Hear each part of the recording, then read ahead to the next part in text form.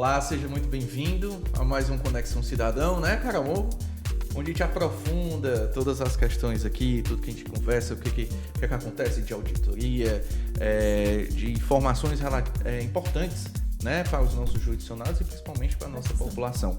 E hoje não será diferente. E para isso a gente conta com a participação do servidor do TCE Ceará, o Samuel Castelo. Seja bem-vindo, professor. Que bom retornar aqui ao programa Conexão Cidadão e tratar de um assunto bem importante para a administração pública em geral, que é a questão da administração tributária, né? Então vamos começar, né, Carol? O que é essa reforma tributária? Bem, para a gente entrar na reforma tributária, a gente tem que compreender um pouco o que seria a administração tributária, né? Que é um conjunto de atividades que o Estado desenvolve para regulamentar, para gerir e captar recursos, para fiscalizar essa relação jurídica que tem entre Estado e contribuinte e finalizando a questão da dívida ativa tributária, né? Do contencioso e da transparência fiscal. Por que eu estou tocando nesses aspectos?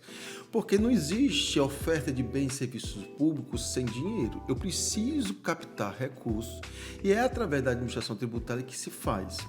E aí houve uma mobilização nacional para tentar regularizar essas crises fiscais constantes que estão ocorrendo. E uma delas foi a questão da reforma tributária. Constatou-se, diagnosticou-se a complexidade dessa relação entre os entes federativos e entre os contribuintes. Então, a proposta da reforma tributária foi um acordo que se chegou com o intuito de simplificar essa relação jurídica. Então, imagine eu tenho 5 tributos: IPI, ICMS, ISS, PIS e COFINS. E eu reduzo isso para 2 tipos de tributos, o IBS e o CBS. Um de competência da União, que é o CBS, e um da competência entre estados e municípios, que é o IBS.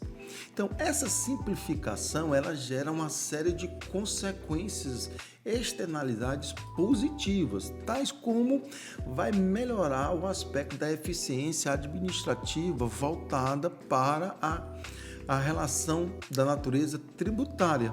Olha, eu tinha 5.500 municípios com regulamentações distintas de ISS. Eu tinha 27 regulamentações distintas de ICMS. Imagine uma empresa que atua no campo nacional. Como é que ela vai conduzir esses processos de arrecadação, recolhimento de obrigações acessórias para cada fisco desse?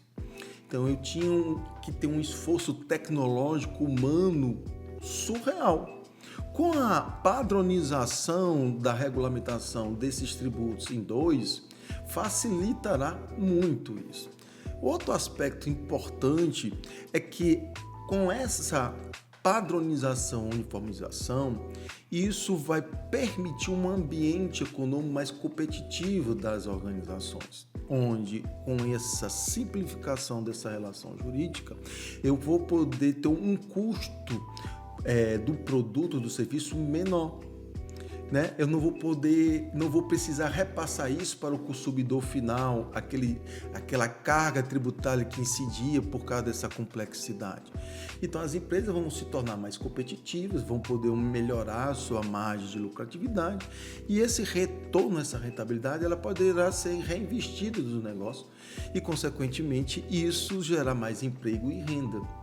Observe que é uma ação de causa e efeito. Se eu faço isso, eu desenvolvo economicamente o aspecto territorial e também diminuo as desigualdades regionais que tinha, onde que favorecia muitas vezes as guerras fiscais entre os municípios, onde estados e municípios buscavam atrair empresas para conceder incentivos fiscais por causa desse desequilíbrio da carga tributária.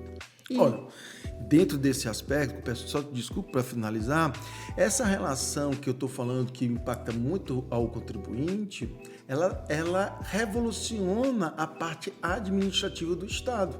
Por quê? Porque ele vai ter que se adequar a captar esses recursos de uma forma diferente do que ele já está acostumado. E a gente vai ver que, mais na frente eu posso explicar, que vai alterar a dinâmica dos órgãos arrecadadores. E a pergunta era exatamente sobre isso, porque você falou sobre o lado do contribuinte, possíveis efeitos da reforma para a sociedade, empresas e indivíduos. E aí vem, quais seriam, né, os desafios a serem realizados pelas gestões, inclusive gestões estaduais e municipais.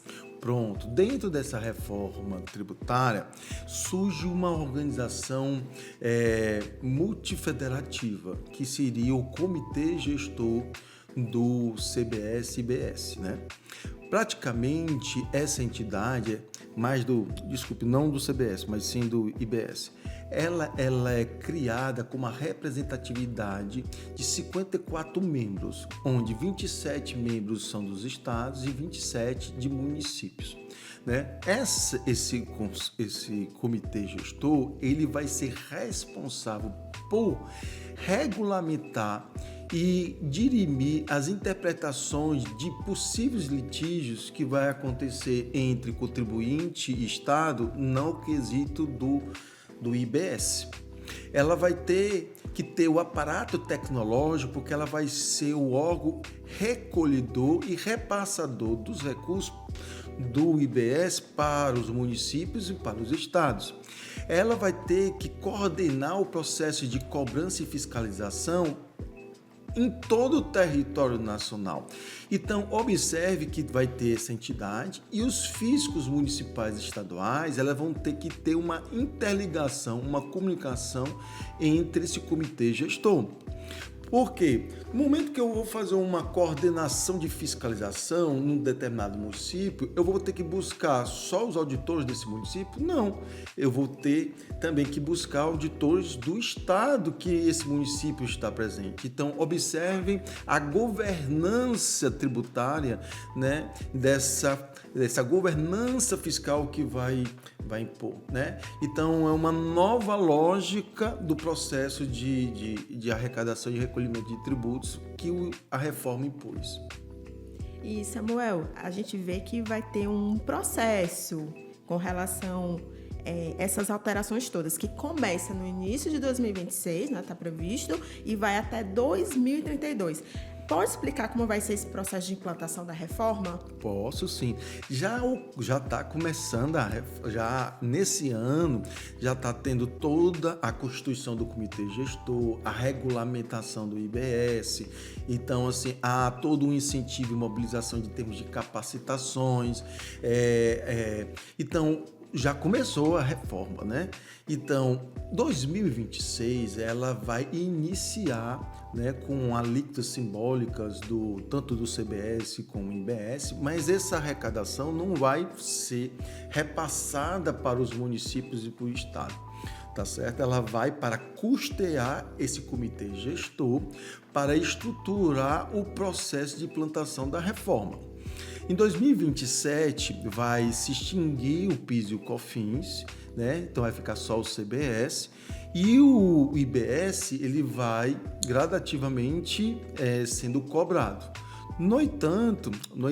Mas a criação da instituição vai entrar em vigor o imposto seletivo em 2027. Na medida que vai passando os anos, as alíquotas do IBS vai aumentando e do ICMS e ICS vão diminuindo. Então, quer dizer, eles vão conviver os novos e os velhos, vamos dizer assim, então, né? Esse momento de transição, que vai até 2033, é onde vai ocorrer a efetivação do IVA dual, que é exatamente a questão da legitimidade do CBS e do IBS. O professor falou, Carol, sobre capacitação. E é um dos pilares aqui do Tribunal de Contas, né? E o professor Samuel, ele faz parte, né, de um curso chamado Gestão Tributária. Administração Tributária. Administração Tributária, exatamente. É oferecido pelo IPC. Como é que é feita essa abordagem dentro desse curso, professor? Para quem nos está escutando, nos assistindo, possa ter um interesse de acessar e fazer esse curso para poder entender, porque a gente sabe que essa questão tributária não é fácil. Sim. Né? Então, como você falou da capacitação, o que as pessoas podem esperar desse curso para que no ano que vem, quando já começar, né, a valer, né, essa nova tributação, mesmo que seja numa fase transitória, o que eles podem aprender para já se sentirem mais capazes, né, dentro dessa nova reforma? Bem, esse curso ele é um produto final de um amadurecimento da Diretoria de Temas Especiais 2, que começou a fazer as fiscalizações de uma forma mais sistemática, mais perene, desde 2020, ao auditar o conjunto de receitas e renúncia de receitas do Estado e do município. Então, ao longo desses anos, nós fizemos várias fiscalizações, que culminou em 2023 num levantamento de um diagnóstico das administrações tributárias municipais. Esse levantamento, ele culminou e explicitou uma série de fragilidades que os municípios têm na condução da administração tributária, desde o processo de regulamentar o Código Tributário Municipal, de normas para obter a arrecadação de uma forma mais efetiva dos tributos municipais, desde também da gestão e fiscalização dos tributos, como também o processo de transparência e administração das dívidas tributárias. Então, esse levantamento, ele mostra essas fragilidades e a gente percebeu a necessidade de capacitar e dotar de conhecimento os municípios em relação a essas fragilidades. Então, esse curso surge como um curso que evidencia boas práticas para que o jurisdicionado possa implementar e tornar a arrecadação mais efetiva. Só que na hora que eu estava finalizando o material, surge o tema reforma tributária. Como ela não estava ainda regulamentada, estava nas fases finais, o que a gente fez? No último capítulo, a gente toca no assunto da reforma tributária. Então, esse material vai ser muito interessante porque o jurisdicionado ele vai ter noção de como ele pode atacar essas fragilidades, verificar as consequências se você não ataca essas fragilidades. Outro aspecto, né? Ele vai ser conhecedor desse aspecto mais abrangente da reforma tributária. Então, ele é um processo que a gente acredita que vai facilitar a adequação do jurisdicionado a essa nova perspectiva que a reforma tributária está provocando, certo? E, Samuel, para finalizar, você tinha citado o imposto seletivo, que o pessoal chama de imposto do pecado. Pode explicar um pouquinho mais sobre ele? Porque imagino que ele complementa as principais alterações dessa reforma, além do sistema do IVA dual, né? Sim, o imposto seletivo ele vem com caráter de não estimular algumas atividades que são nocivas à saúde e ao meio ambiente, né?